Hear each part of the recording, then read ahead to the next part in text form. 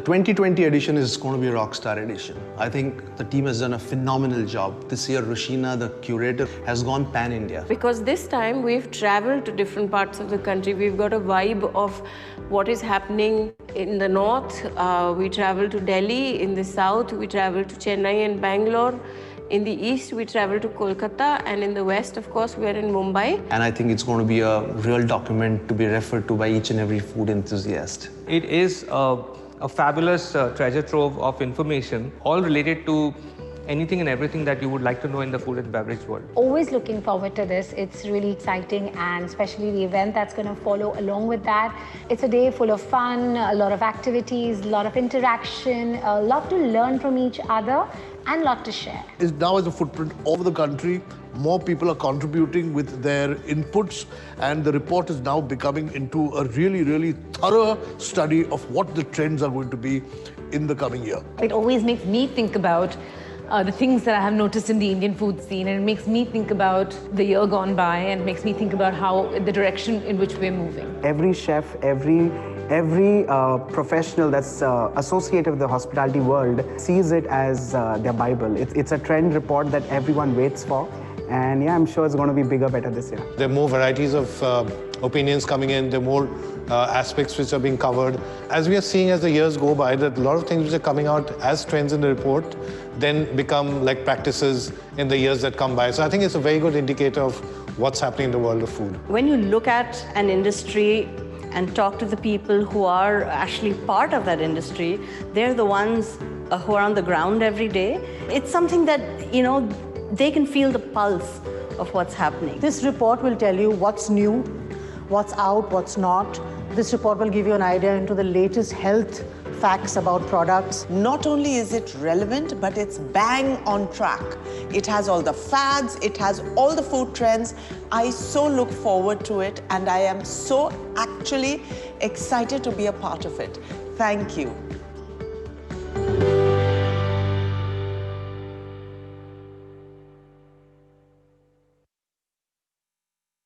Is your phone packed with deadly features? Get Godrej Virus Shield 4.0 for coronavirus disinfection and take no chances. Will this apple really keep the doctor away? Get Godrej Virus Shield 4.0 for coronavirus disinfection and take no chances. Are these green veggies carrying more than just nutrients? Get Godrej Virus Shield 4.0 for coronavirus disinfection and take no chances.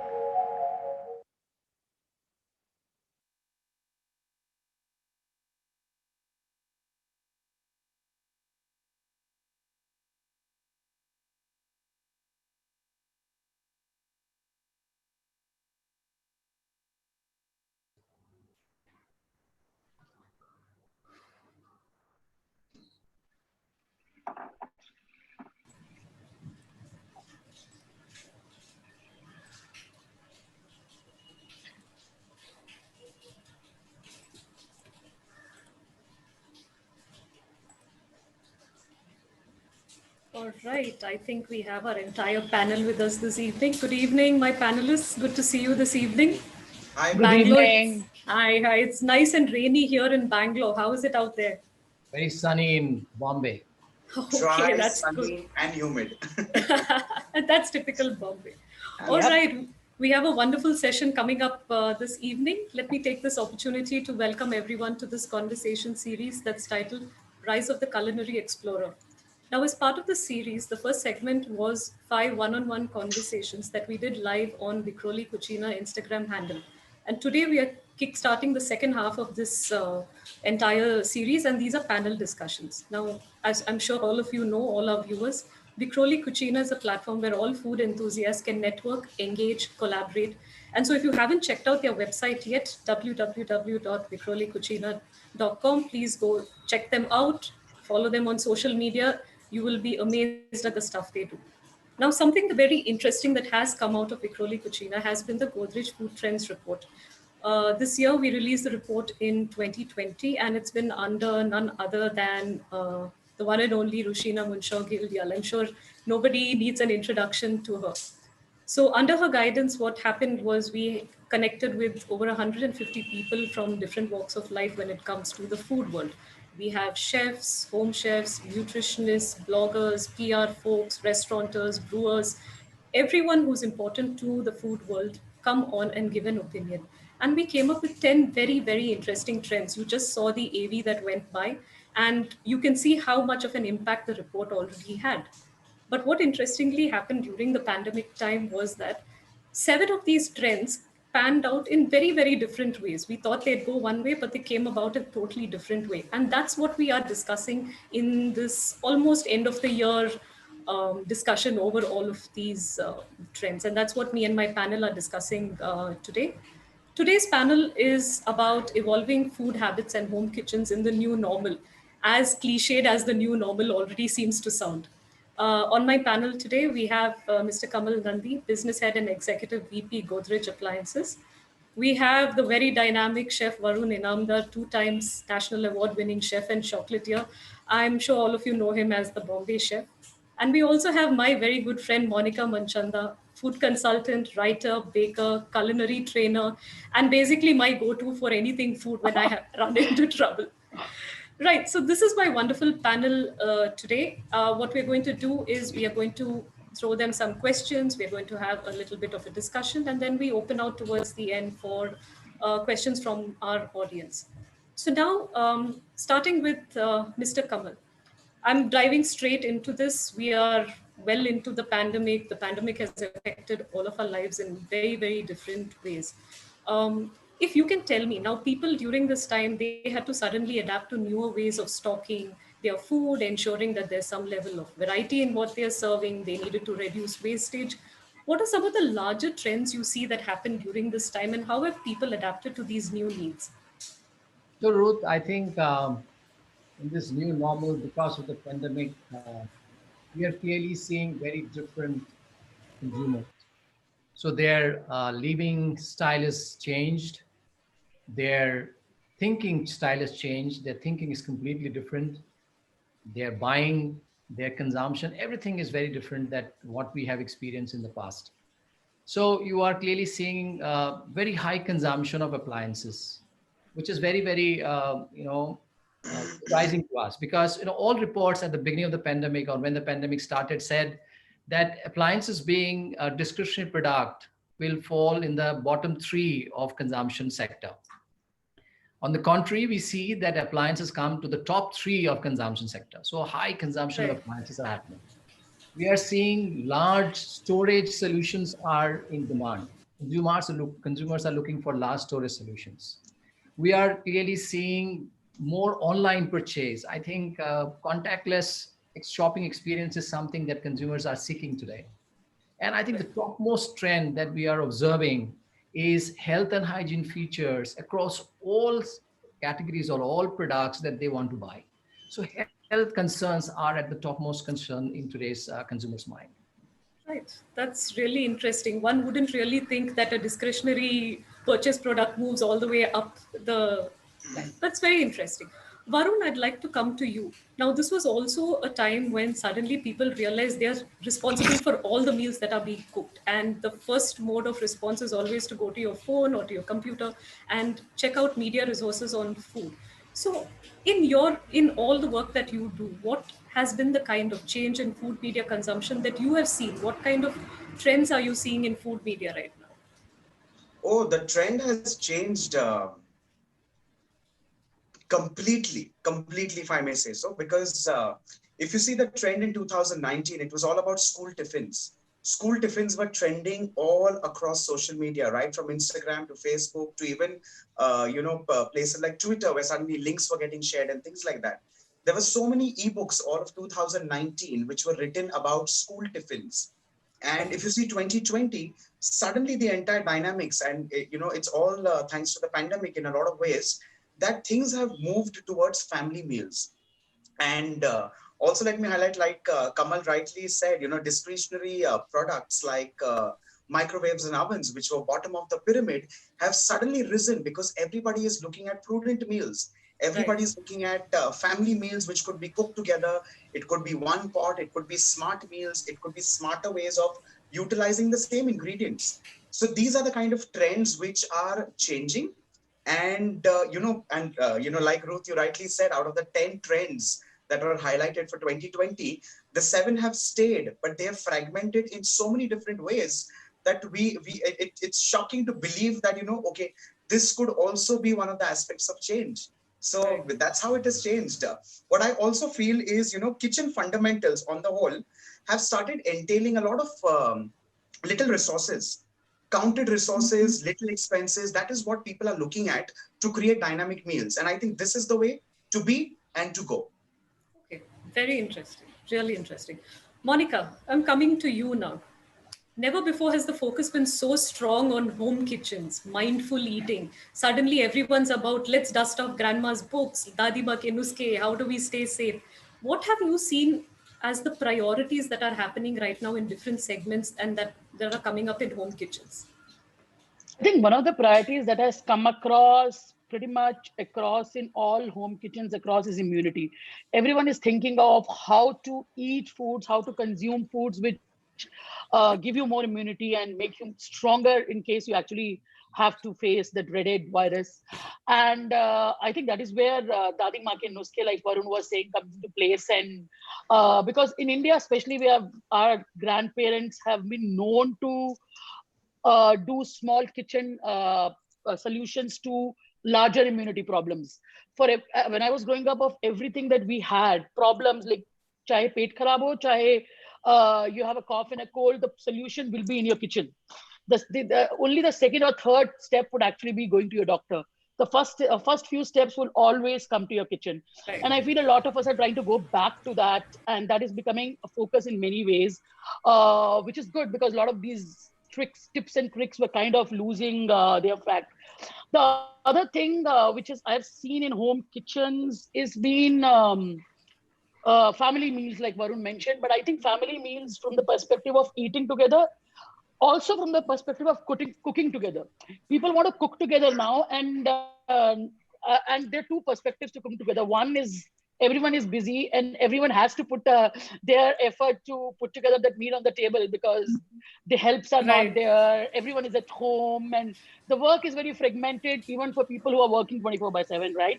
And this is a little time that you take out and bond. So family meals, immunity is, I think, top two trends. And root to nobody wants to waste, and I think that is another thing which is been a lot in my opinion. And the last thing that I observed, and as we go forward we'll probably expand this, is that awareness of where your food is coming from. Direct connects to farmers has been a huge deal, especially in Bangalore, when it comes to home kitchens. Right, right. Actually, I want to move forward. We're getting into the main segment of our discussion where each of our panelists is going to deep dive into the questions that we are exploring today. And I just want to take a cue from what Monica said when there was a lot of concern about not wasting, going back to root to tip. But it essentially starts from the very beginning. Buying your food, storing your food, ensuring there's no wastage at that point, and also maintaining the hygiene of the produce that you have in your home. So, Kamal, coming back to you, how have you seen technology and appliances actually adapt to this need? Because I'm sure it's not something that they had to deal with overnight. This is something that products keep bringing in all the time. So, how have you seen technology and appliances adapt to it, and how have people taken to it? Yeah, I think, some of the changes, some of the trends that we are seeing in the market. For example, this whole bulk buying behavior that we're seeing in the market. So on one side, I think these trends are also a little contrary.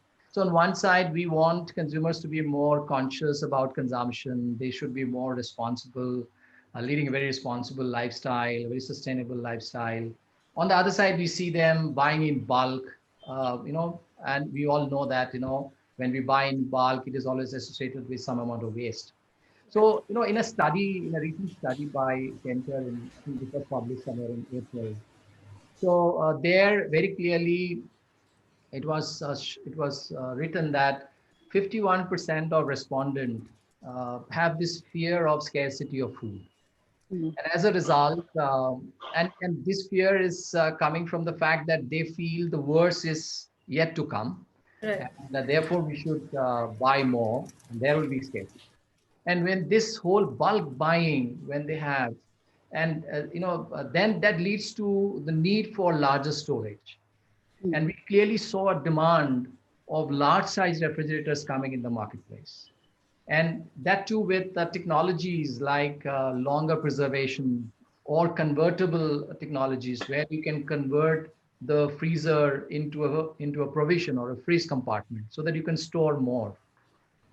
Again, in another study, we saw that about, this was, I think, Accenture study, which talked about 73% of the respondent uh, hesitated or didn't want to go out for their meals. So didn't want to visit a cafe or a bar or a restaurant or a club.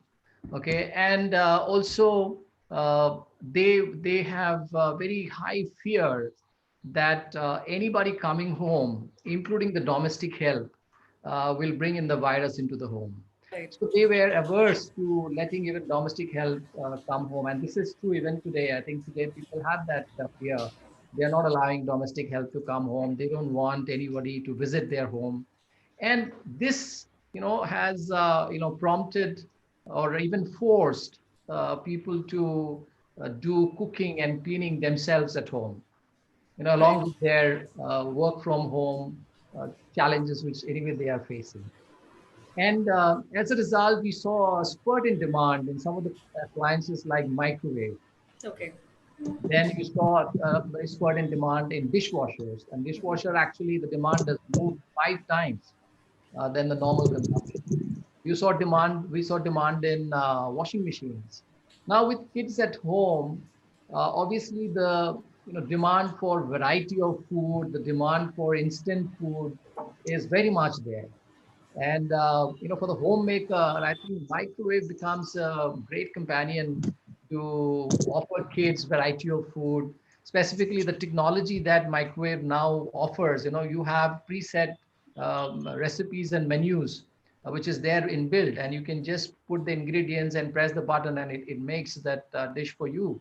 And also the technology like convection technology in microwave, where you can bake breads or make cakes. I think these are some of the things that kids are asking for, and that's why the microwave has suddenly shot up in demand. Right. Similarly, in washing machines, we know that when we come out when you go out and come back, there is this challenge of our clothes must be also got infected with virus, and they have to get cleaned properly, sanitized properly. And normal washing, people really are not very what do you say, comfortable or sure that it has got disinfected or the virus has got killed. So people are looking for germ shield technology. People are looking for hot wash technology in washing machine. Even in dishwashers, if you say the normal dishwasher, which is just cleaning the dishes, is not good enough. Of course, in India, we have a challenge of the cooking style that we adopt, and because of which the dishes becomes really difficult to clean, and therefore dishwasher has to do a lot of challenges to clean them. But I think what is coming out as a technology demand in dishwasher is, can you provide UVC disinfection in dishwasher? Can you provide steam cleaning in dishwasher? I think these are the type of technology change that we are clearly seeing in demand in the marketplace. Right, that's really interesting. For my viewers right now, what I really want to tell you is this is not going to be just a conversation between four of us. We'd like your opinion as well. And we have poll questions that we would like to ask you, all relevant to what we're speaking today. And we'd like to see what you have to say about it. So can we have our first poll question go up right now? And when that is happening, I'm going to try and bring Monica in at this point. And Monica, you heard of all the different ways technology has been adapting. Now, all of us want all of these features. Absolutely, we need them. We know, we understand the need for them. How are you seeing people slowly bringing them all of this into their homes on a regular basis? What are the kinds of changes from the people you interact with? Because you deal with everyone in your line of work one on one. So, how have you seen all of this technology being adapted into home kitchens?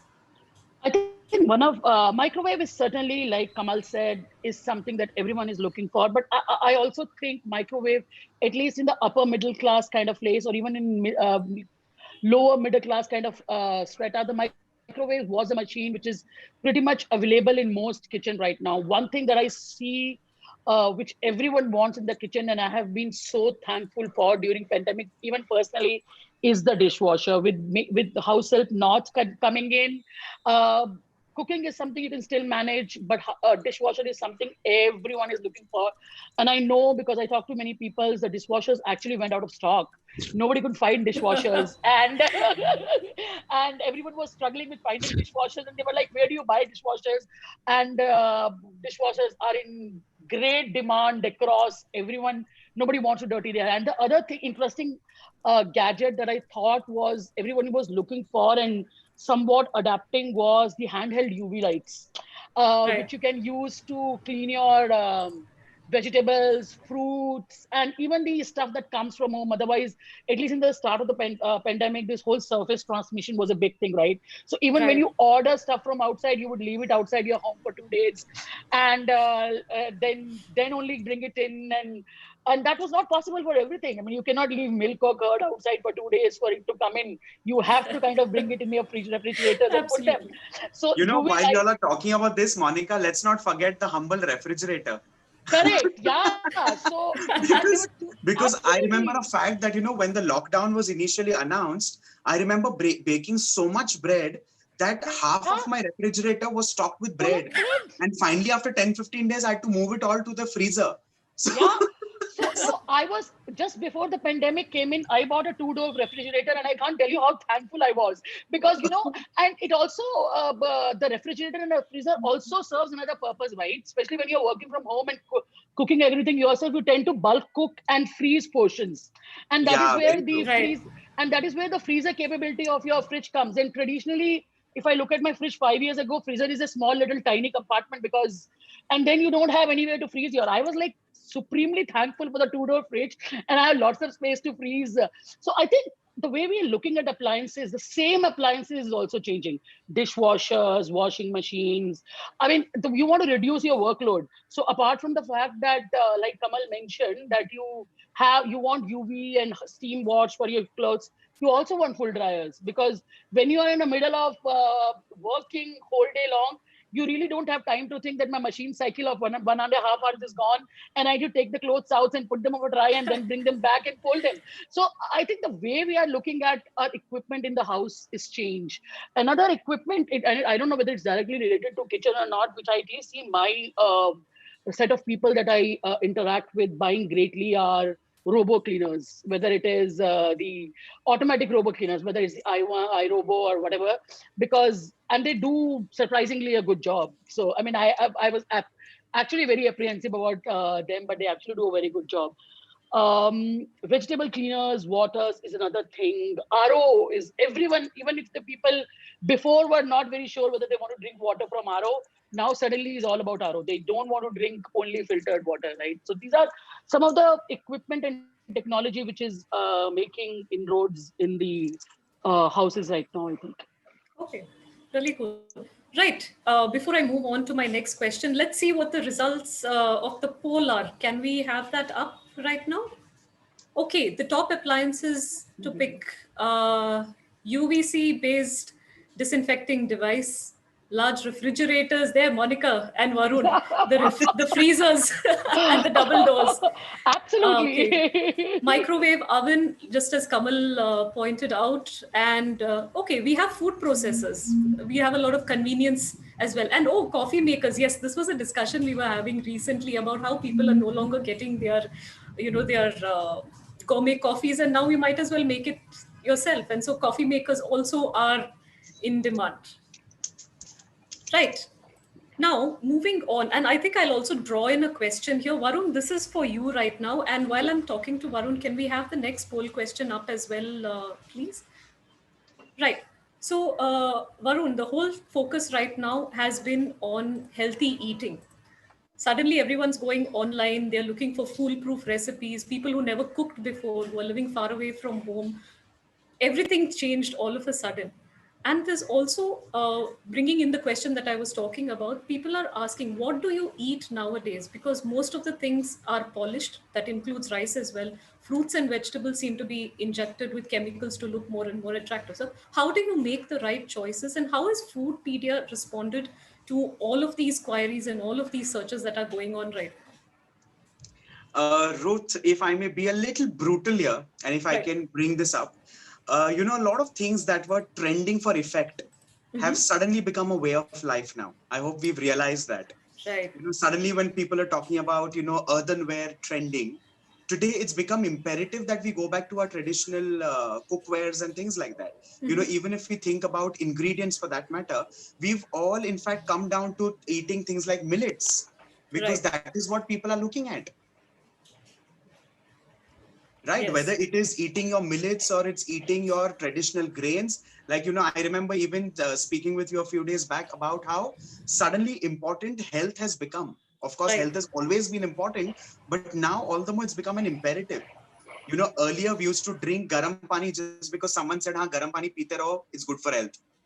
Someone used to earlier just for effect have green tea, ki, "Ha, chal char jan pee rahe, hum bhi pee lete." Now it's become all the more imperative to put all these things into your body, because that is what is important as of today. Now, coming back to the question, what do we eat, how do we eat, and how has the health suddenly become so important even on social media? Now, thinking about health, since we are all home, we are finding different ways in the same parameters, which makes it very interesting. We were all aware of the different health parameters. We were all aware of the different things that we were supposed to eat.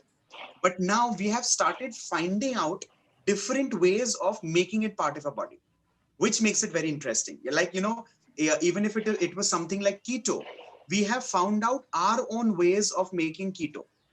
So things like that. Now, ebooks, like I said, there has been a blast of ebook downloads, whether it is to do with health books or whether it is to do with traditional books.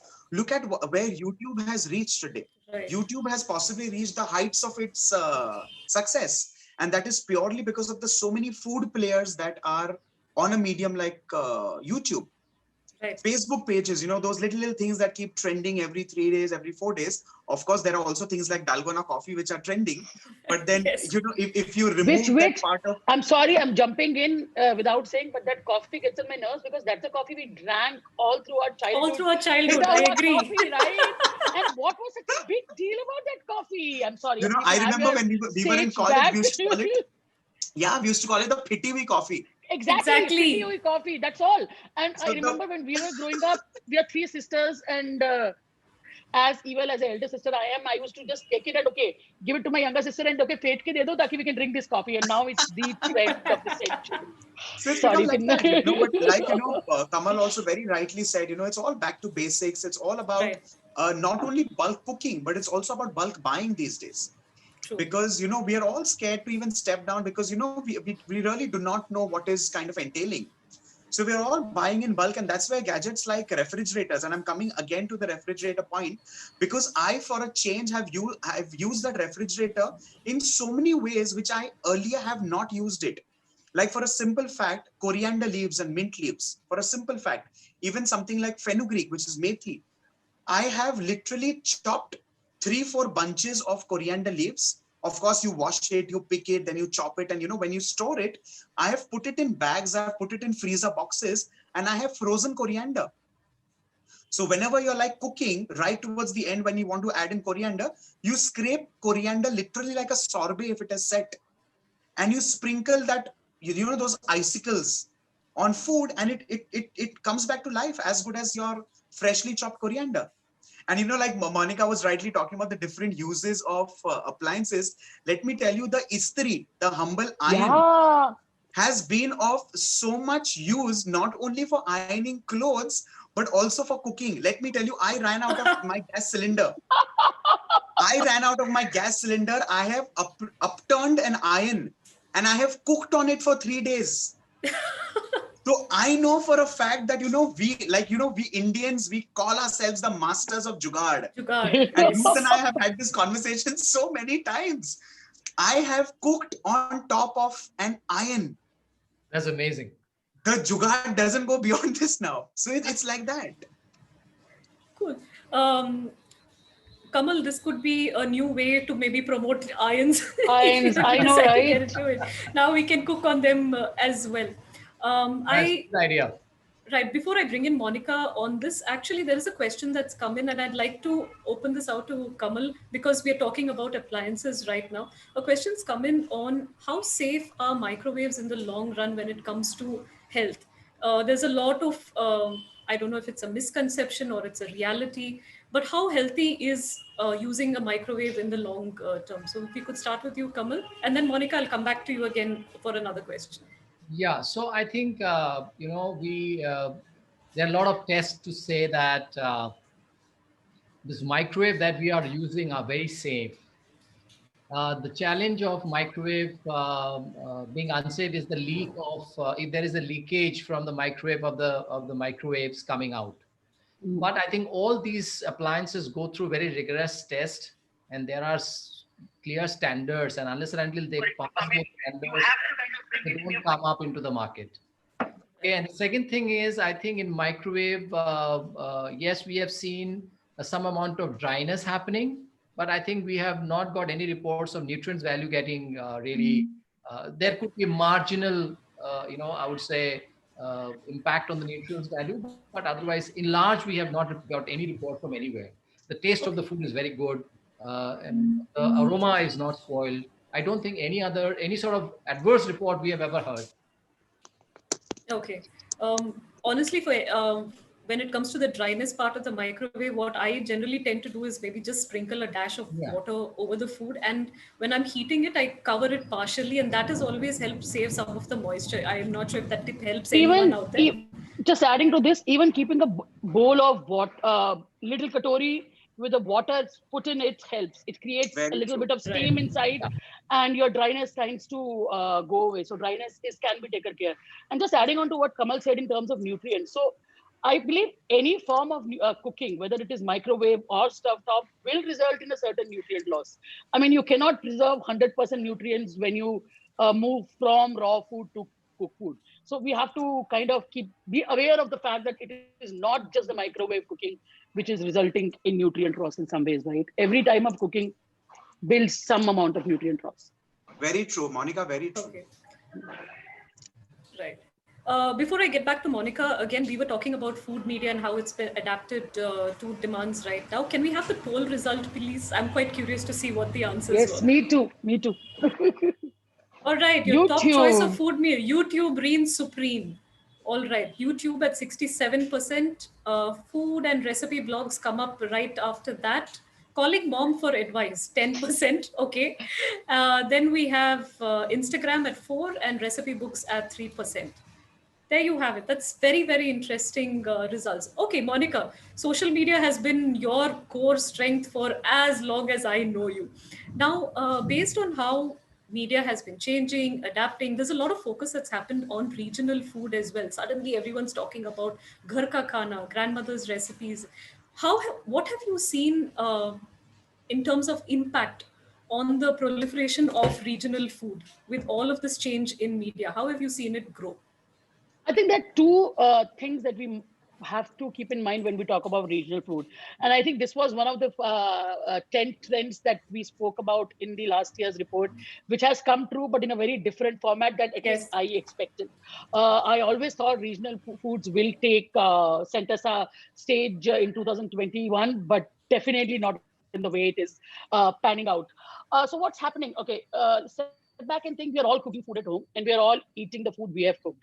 At best, we are eating the food that our spouses have cooked.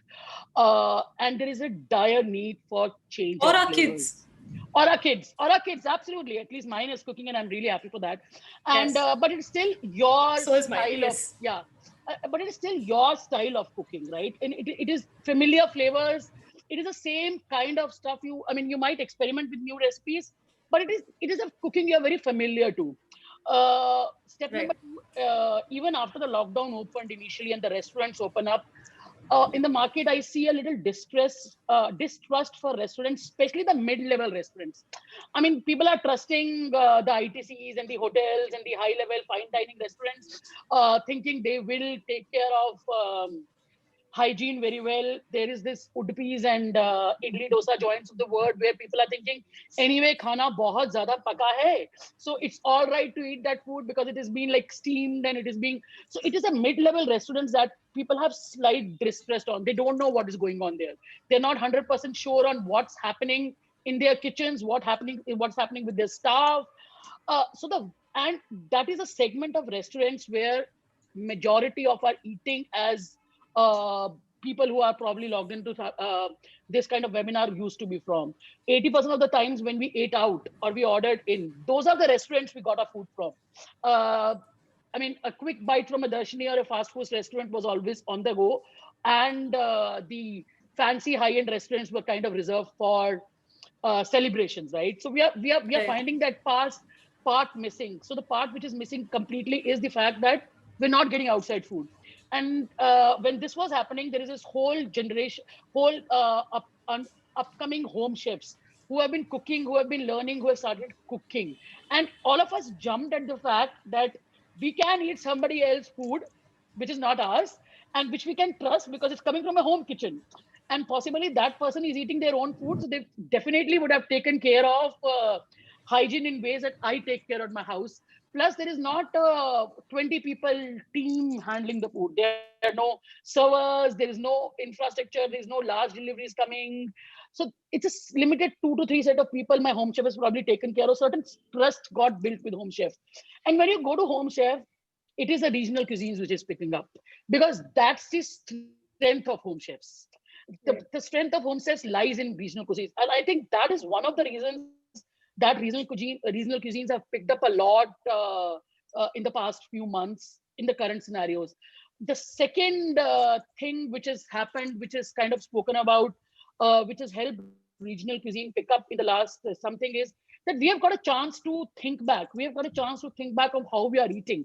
Health has become a priority, but apart from health becoming a priority, where is our food coming from? What is the way we are processing our food is also become a priority.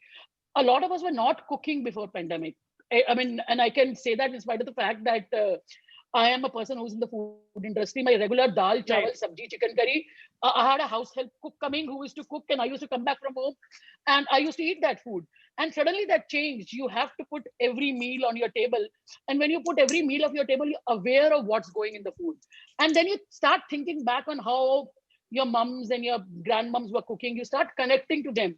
You start understanding your own regional cuisine, which probably was forgotten a lot in our generation, especially with both people working in the house. We kind of relegated our cooking to our cooks. And whenever we used to cook also, it used to be fancy cooking, like I call it, right?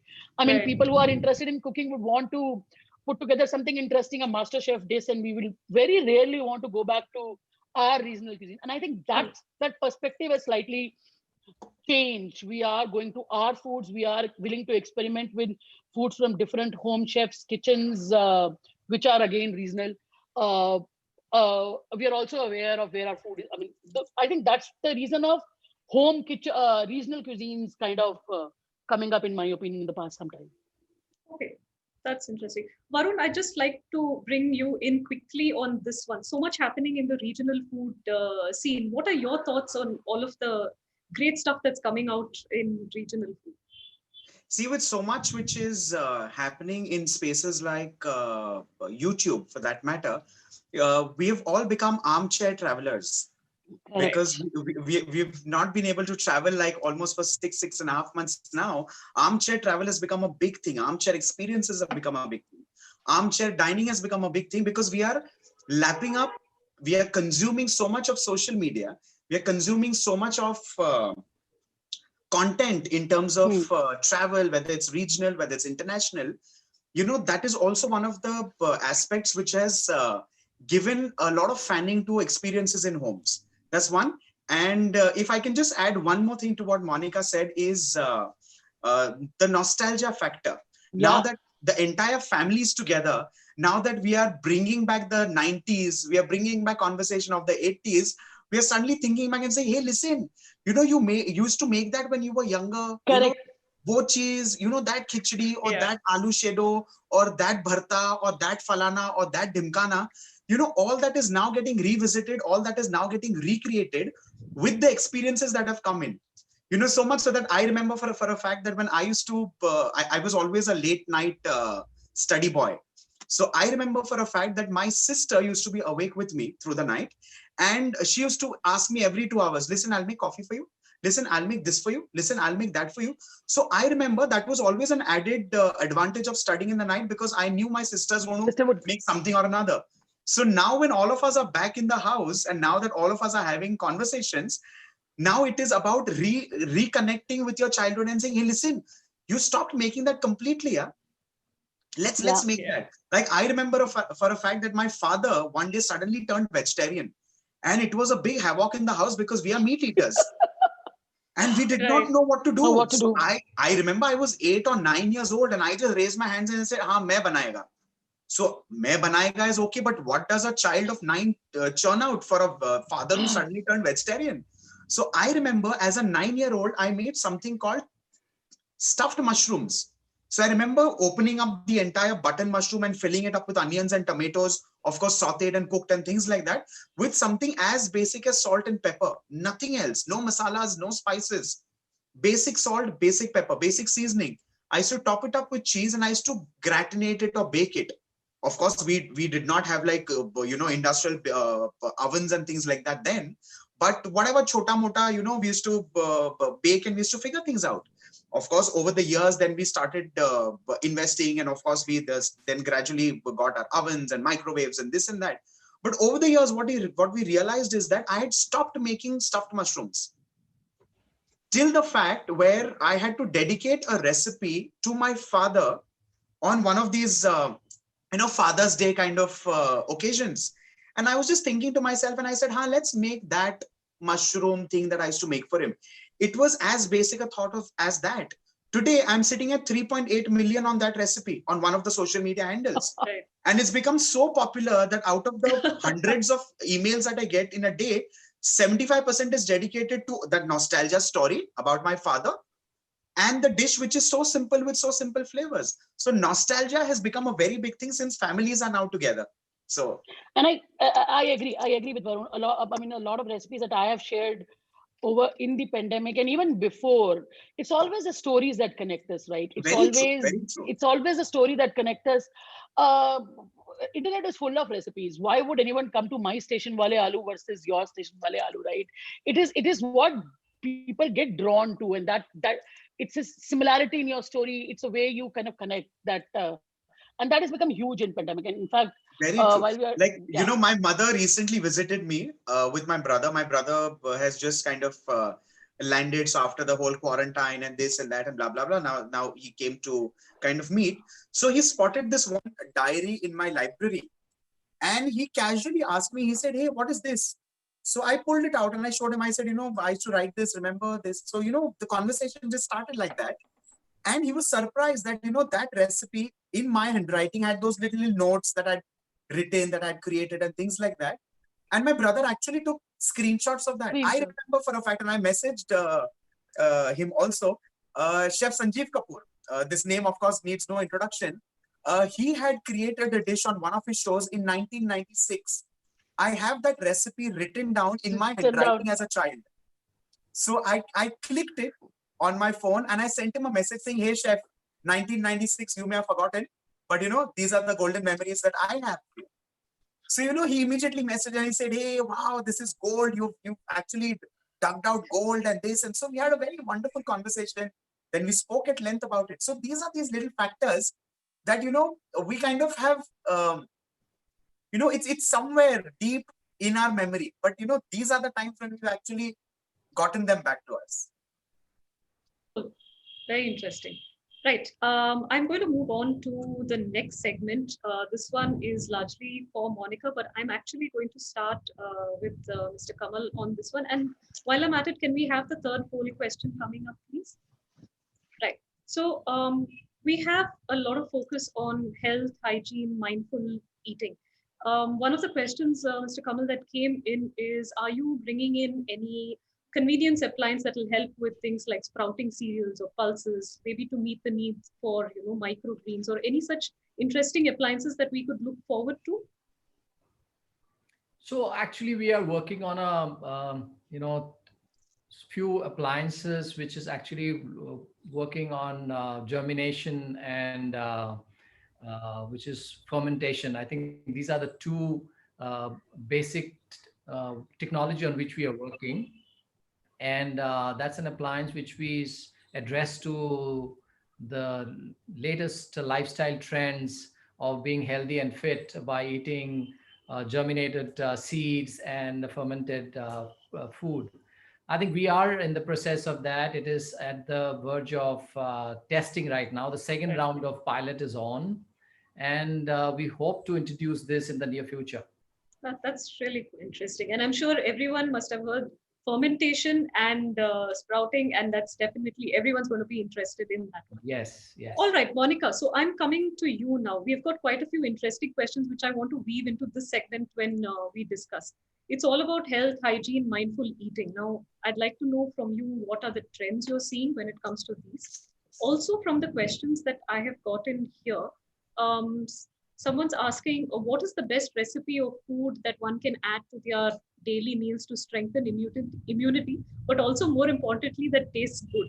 So that is one question we'd love for you to address. And which method of cooking is the best to get the maximum nutrients? So there, I've given you a handful now to discuss. Handful of. Okay, so I'll start by just talking about what are the trends and how can we kind of make use for them in some of our good ways. So I think some of the trends, specifically in terms of mindful eating, which have come out of pandemic, and some of them I'm really glad have happened, is one, and a lot of them actually go back to the way our grandmoms used to cook. One is wholesome eating. I mean, no waste, root to tip. Internet went nuts on watermelon rinds. And it just went nuts on watermelon rind, and they were making everything from watermelon rind, right from sabjis to chutneys to everything. I posted a watermelon rind dosa, and I remember when I posted a watermelon rind dosa, and I went for a meeting of half an hour, and I'm suddenly seeing it just blowing up. There are about 1,000 shares on a recipe, and I'm like, what the hell? It is just a dosa, but it's suddenly taken our fancy. And I think it's also the fact that when we are in the kitchen cooking, we are actually seeing how much of food we are putting in the dustbin, right? And it is making us aware of that, and that is what is bringing us a little bit of mindfulness about the waste in some ways. We are also looking at using wastes in other ways, like composting, and I think composting solutions are really in demand right now. I was talking to someone from Daily Dump the other day, and they are saying their demand of the composting units, which they call Khamba, if some of you are in Bangalore, it's one of the oldest composting home device that has been available for a while. Khamba demand is out of the charts. They are not able to handle it. So compost, and it's all because of waste management. And I think there is a need of smart composting solution for home, Kamal, and I'm ready to pay for it, which does not need a lot of effort on an everyday basis to work. That is one thing that has really become important in mindful eating. The other thing which is coming up a lot when we're talking about mindful eating is slow foods and fermentation. And we've suddenly realized that a lot, and we started exploring tapaches, and we started exploring sourdough beds and all of that. And we suddenly realized that it is not just the foreign foods that are fermented. We eat inherently a lot of fermented foods in our diet. Our idli and dosa couldn't be better examples than fermented food. Our dahi, our buttermilk, our khamiri rotis, and all of these are making a comeback because gut health, and the very fact that gut health is being tied to your immunity so strongly, especially during COVID. And I strongly believe in the fact that when people say gut is your second brain, if you keep your gut healthy, you are going to be have far less problems. And a lot of gut health kind of derives from slow foods and fermented foods, and that is really taking place. And I mean, there was a point where tapache was on everybody's feed, and I got irritated by tapache. That's a different story altogether. But and I'm glad fermented foods are taking place, and the whole Shubhra and all that did the desi ferments, which brought Indian ferments into limelight, was also kind of added to it. And I think it was a great fermentation is a great thing that is happening. The other very important thing which has happened during pandemic, and it relates to mindful eating in some ways, is that we have now suddenly become aware of where our food, where our vegetables and fruits are coming from. We used to just go to the corner market, buy and come. Due to lockdown, all those corner shops closed. And I mean, I don't know about others, but I think in my 12 years in Bangalore, the variety of fruits and vegetables that I've eaten in past 6 months is the maximum, because every week we had a farmer coming from either Chikmagalur or Kurg or Chittoor or any other place with a fresh load directly from it. And we have a little group, WhatsApp group in our own community for this. And there would be times when a lot of people will ask me, "Acha, but ye hai kya? I have never seen this vegetable. How do you cook this vegetable?" And then we'll go back discussing on how to cook these vegetables. I would give my perspective, but there would be a lot of others who will talk to their grandparents and parent mothers and come back and say, "She used to cook this particular vegetable in this way." And I think that mindfulness to even where food is coming from, who is growing your food. You will meet the farmer when you go to collect your load of grapefruits, and you'll suddenly realize that that farmer has been growing this grapefruit and selling at the cost half he's selling at to you, to a third person in between. And suddenly you start thinking about your choices. You start wondering, have you been really buying and eating right in all those years? And I think these are some of the steps that actually bring mindfulness to your everyday life. And I sincerely hope that we carry on some of these post-pandemic too, and we don't go back to our neighborhood, large grocery store, as much as I love them buying. And we do connect. And I hope even the large grocery store go back to farmers directly and try to kind of still have that connect going in some ways. So these are the three things I noticed from the perspective of mindful eating. Family meals, we have anyway spoken about multiple times over the past sometimes. Okay, so going back to your questions, I think one question was about immunity. Yes. And I think keeping your gut healthy, including a lot of fermented foods in your diet, right from dahi to other fermented foods, is going to be give you great help.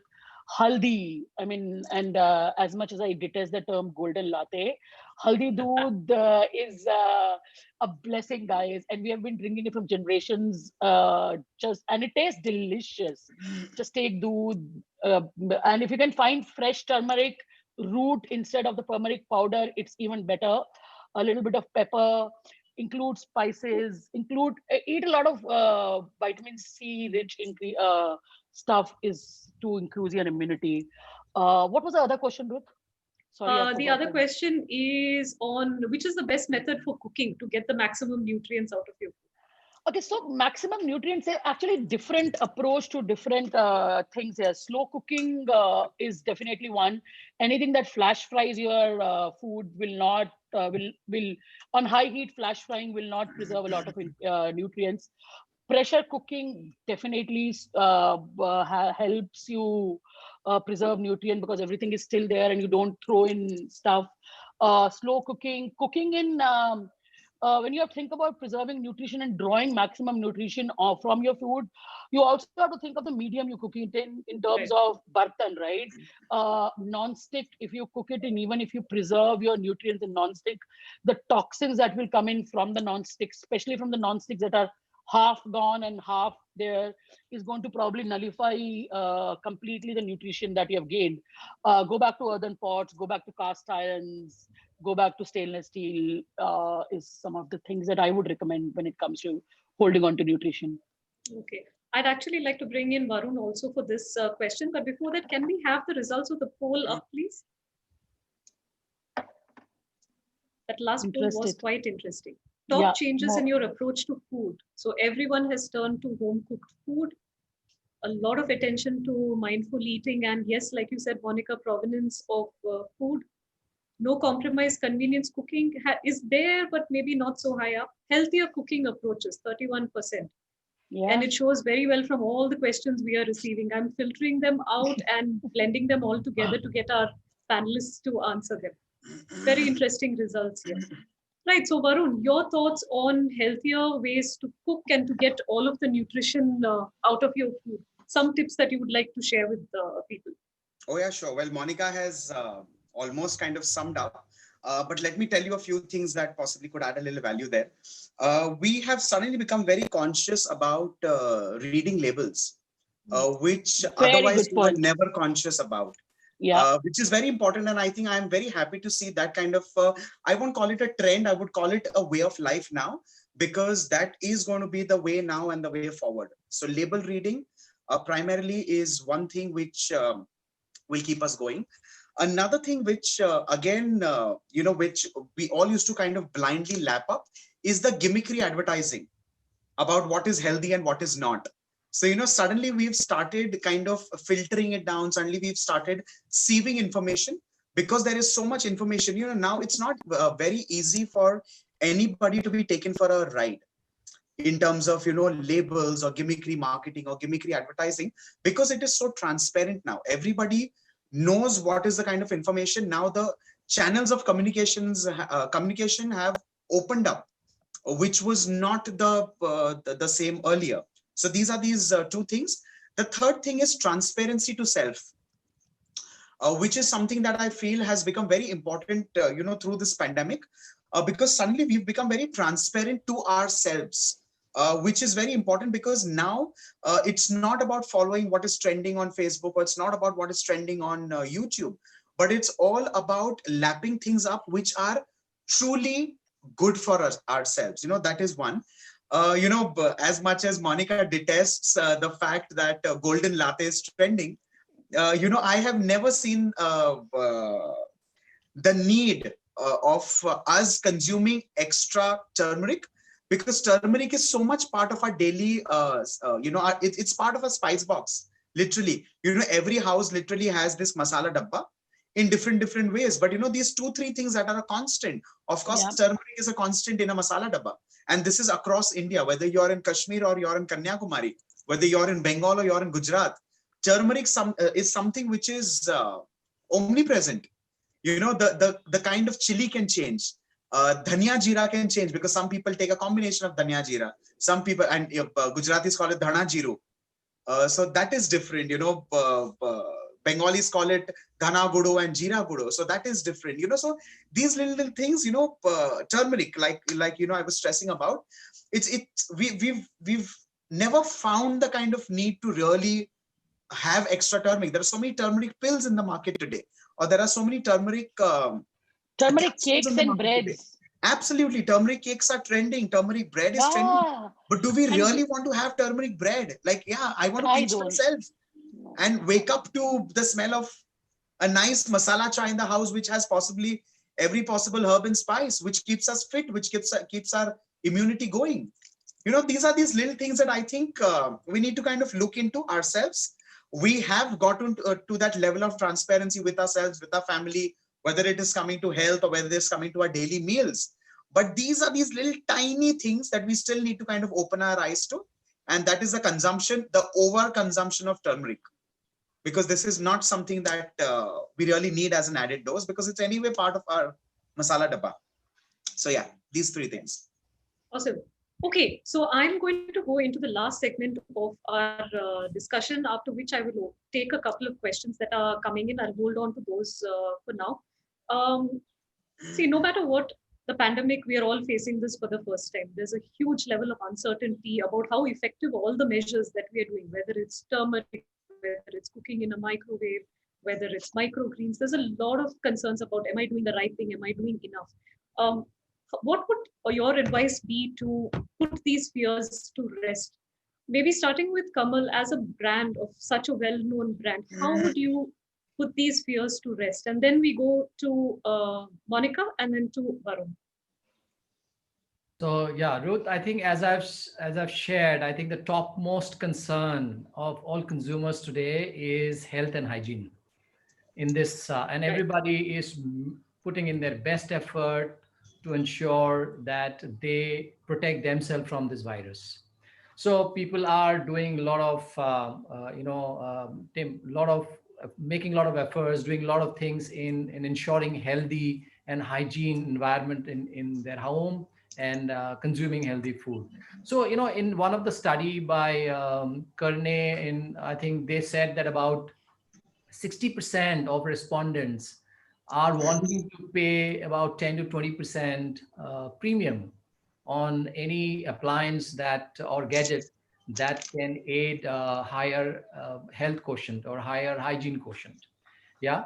So people do a lot of things today. We know that people wash when they get something from outside. They are washing it, they are sanitizing it, they're even quarantining it. I think Monica talked about quarantining it for 2 days, 3 days.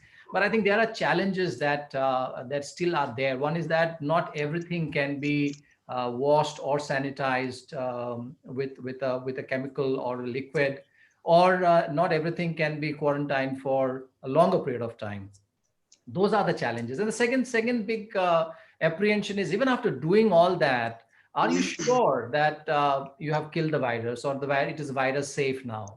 I think keeping all this in mind, we quickly got into creating one appliance which trended the most in your first poll. In a span of just 2 months' time, we created an appliance for consumers, which is called ViroShield.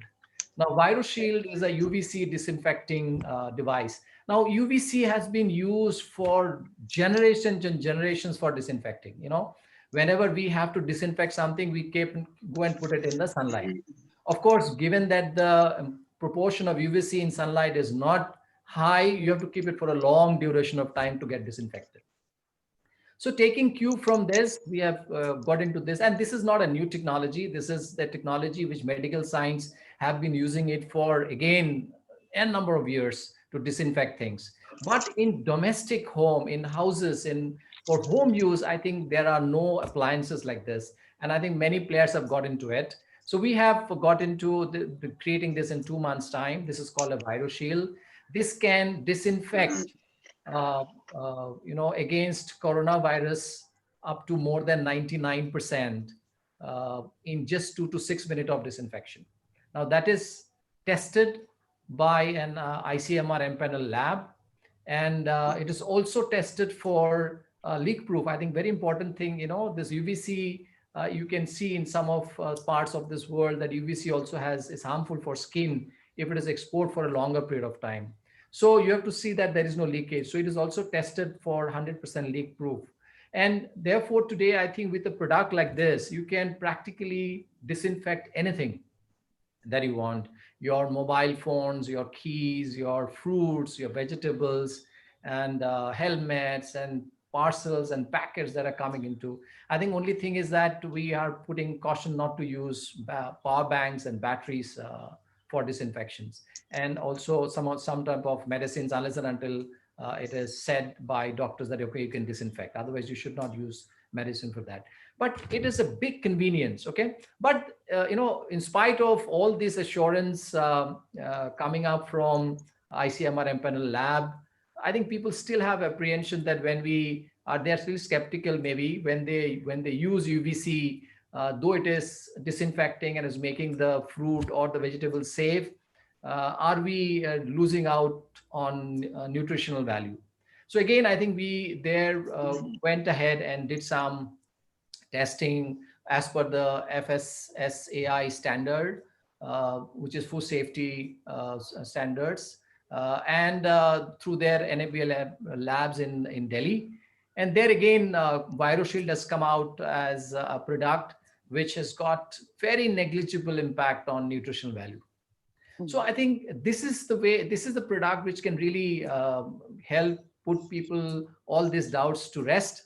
And I think UVC now, as we go forward, you will see UVC getting application in more and more appliances. I talked about dishwasher already. Right. So we will be launching a dishwasher with UVC now. It will come into even in preservation, in refrigeration, you can have a compartment like that. So UVC is safe to use. We have been already having use of UVC in filtering water for very long. Yeah. Water filters are there with UVC. So you will find this technology of more and more use to give that assurance to the consumer that they can use these products for proper sanitization and be safe from the virus. Right. Thank you. Varun, your thoughts? Um, what do I say?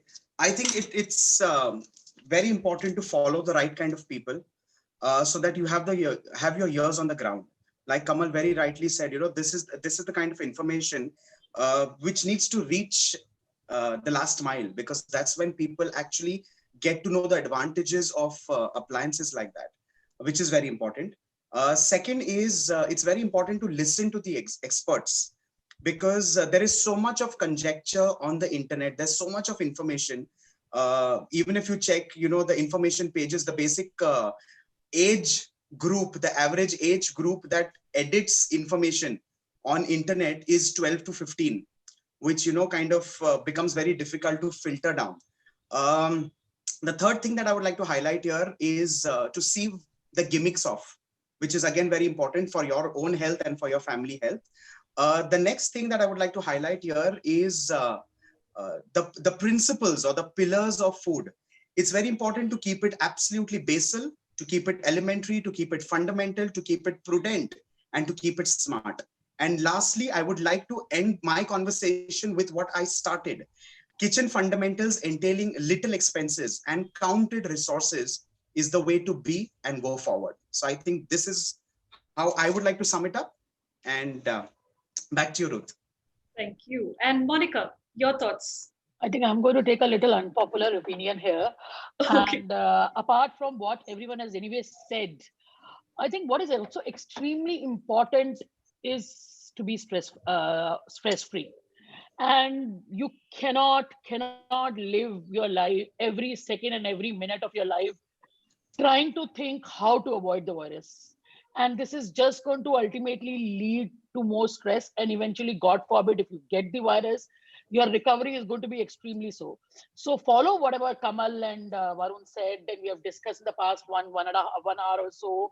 Follow the basic hygiene principles. And I think some of these basic hygiene principles should have come into our lives without Corona itself. And I mean, in some ways, they are coming only after Corona. And whether I don't know whether to thank Corona or curse Corona, but that is what it is. But guys, do not get obsessive. I know people who are getting obsessive about washing every small thing that comes into house, cleaning everything, and that is it's not just possible. Be safe, be thinking, think about what you are eating, think about where you are going, eat mindfully, know where your food is coming from, and eat healthy, and I think you're going to be fine. We're all going to be fine. Varun, Monica, you wanted to jump in? if I may just add one little thing there. I also know of people who have started washing bananas. In the history of bananas, they were never washed. Yeah, correct. I mean, everything, you're going to remove that peel and eat. So don't go overboard, guys. And there is no point going overboard. It is just going to add to your stress. It's the entire bunch of banana, Monica, goes in the sink. It gets washed. Ouch. Similarly, I heard somebody who bought oranges and soaked the oranges in salt and vinegar water for 1 hour before eating. I mean, yeah, but where is, I mean, yeah, think one way we are talking about utilizing maximum nutrition out of our foods, and then we are leaving it in salt and vinegar for an hour. Where is all the vitamin C going to go? You should just tell them. In fact, when such things come to you or come under your eyes, you should just tell them to keep it for 4 days, mature it, and drink it like a nice kombucha, like a citrus kombucha. Yeah. So relax, guys. Breathe. Don't overstress. I think that's my only advice here. After what we have spoken about it. No, I totally get it. I guess fear makes people do a lot of things as well. But like Varun said, it's important to follow the right information from the right sources as well. Okay, on that note, I have a few minutes to take a couple of questions, and I'm going to throw them one at Varun and one at Monica. They're both related to cooking. So, Varun, I think this would be up your alley. We would like to reduce oil in our intake, but we all love our vadas, bhujiyas, murukus. Can air fryers serve to meet both demands? Yeah. See, beyond air fryers also, there's a whole big world of ovens. The things can be baked. We have something called an appe patra. Yes. or a I paneer love pan. my favorite You know, thing it's, I in my think, possibly one of the kitchen. most magical Correct. inventions in the kitchen, because you can rustle up so many things. You know, a batata vada, of course, or a, you know, vada that goes in a classic vada pav, which is typically Bombaya or Mumbaikar. You can make a wonderful vada even in a paneeram pan. Imagine a Koftas. sabudana vada, which is quintessentially deep fried. You can rustle the same thing up in a paniyaram pan. So, you know, use of extra oil, use of extra salt, use of extra sugar, they can all be reduced. It can all be done in moderation, and it can all be humbly done. You really don't need to, you know, kind of reinvent the wheel. You know, even if, you know, you know, you're getting into those saturated fats and things like that, there are so many different mediums that you can, you know, fry things in. You know, let me also tell you, oil is not harmful for the body. People I was have going to say, fat are not bad, guys. fats are not bad. You know, oils and fats are not bad. People have zeroed it, which is harmful, because that can lead to your, you know, it can lead to so many other disorders that are unimaginable. You know, in the wake of coronavirus, like, you know, Monica very rightly said, a lot of things are done because of the virus, keeping the virus in mind. You know, but this all has to be internalized. This all has to come from within. So, you know, even if we are quintessentially deep frying something, the same thing can be done in many different ways. I've, of course, told a few things in which we can do it, but let me also reiterate the fact that oil is not harmful. You're not supposed to drink oil. Nobody is asking you to take it in like 100 ml glass and gulp it down. You know, deep frying is perfect. Possibly deep frying is, you know, if the deep frying is done rightly, I may dig a lot of pits here for myself, but let me tell you, if deep frying is done properly, the oil absorption is the least. Yeah, I mean, Amongst in all the baking, you cooking brush methods it. in Indian cuisine, deep frying has the least absorption of oil. Let me tell you. I'm I agree. reiterating the fact. I may dig a lot of pits here. No, I'm right next to you, Varun. And you know, sometimes when we, just adding on to last point of Varun, sometimes when we look at alternatives to deep frying because we want to save oil, for example, baking, and we take a samosa, make it, brush it with अच्छे से oil, Khatam and then kahani. put it, khani khatam yaar. And if you're frying at the right temperature, your samosa frying is going to absorb less oil than brushing so much fat on the samosa is going to before putting into the baking. So you have to learn the approaches to it rather than make it Very your true. enemy. Very true. You know what is important here, and Ruth, let me also tell you to all of them who are listening to us, deep frying is not only about the ingredient, it is also about the temperature. It's also Yes. about the time. You know, for example, if you look at a puri is going to absorb lesser oil if it is right, if it is fried at the right temperature. A batata vada, for a simple matter, you know, when you're making your batter, it's always important to temper the batter. And this is something that nobody teaches you to do, neither in a hotel school, nor in a hotel, nor in a restaurant. But Yeah, a lot of people who know how to do it, they do it. yes. So Let me tell if you you how it listen is to done. you, You know, when you make your batter and when you whip it with your palms, you know, these days the whisk also comes in. But, you know, when you whip it with your palm, you literally aerate the batter. Then you're supposed to pour in hot oil. A teaspoon of hot oil is supposed to go in that batter, and then you're supposed to whip it up again, so that when you're deep frying, the absorption of oil is the least. And you'll be surprised to see that finally, when you're picking everything up, and finally, when you're collecting everything from deep fried oil, and when you transfer it on an absorption, when you transfer it on an absorbent tissue paper, you will realize and notice yourself that the oil is actually not absorbed.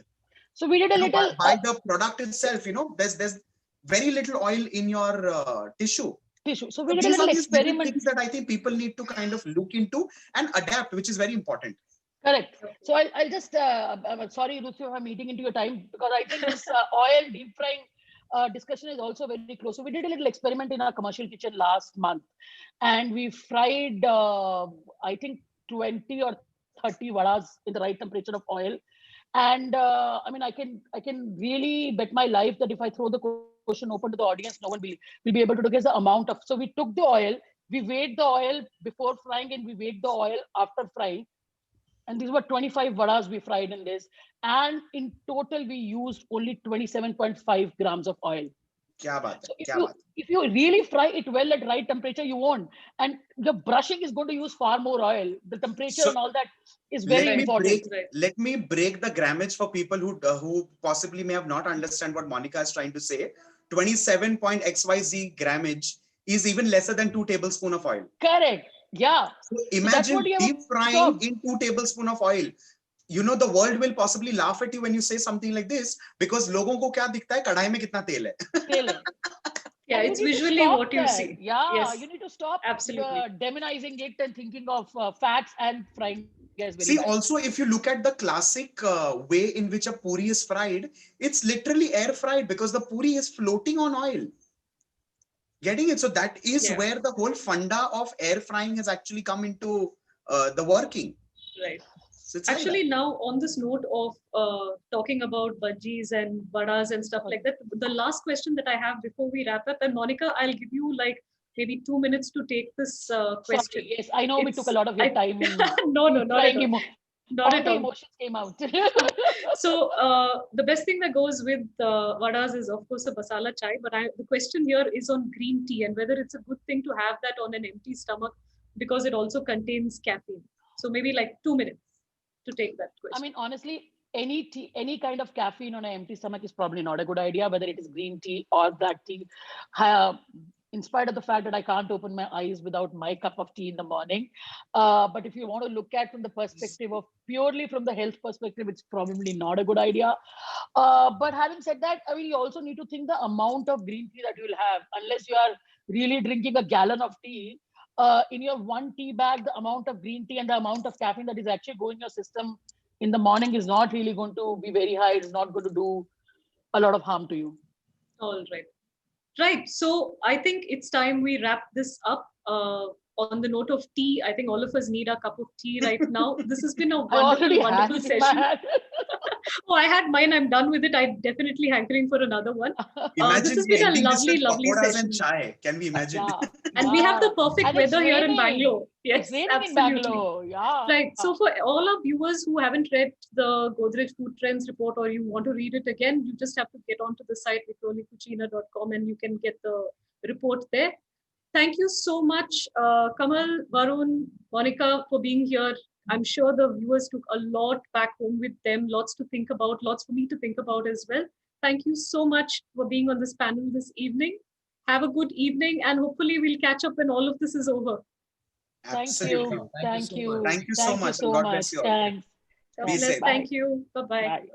Take care.